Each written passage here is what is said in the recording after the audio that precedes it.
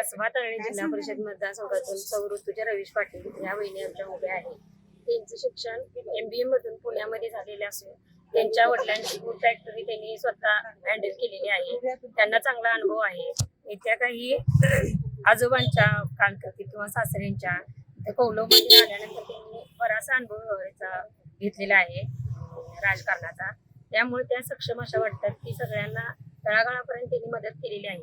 ज्यावेळी साहेब निवडून आले त्यावेळी त्यांनी पण बऱ्याचशा सुविधा दिलेल्या आहेत. घरकुल योजना असेल, पंप वगैरे असेल, त्यांनी बऱ्याचशा योजना दिलेल्या आहेत, घरापर्यंत पोहोचवलेल्या आहेत. गोरगरिबांना मदत केली.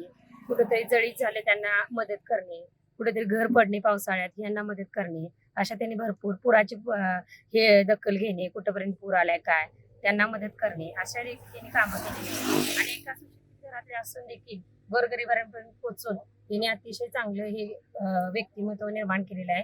आणि सगळ्यांना असं वाटतं की त्या पुढे भविष्यात आम्हाला मदत करतील, या आशेने त्या निवडून येतील अशी आम्हाला आशा आहे.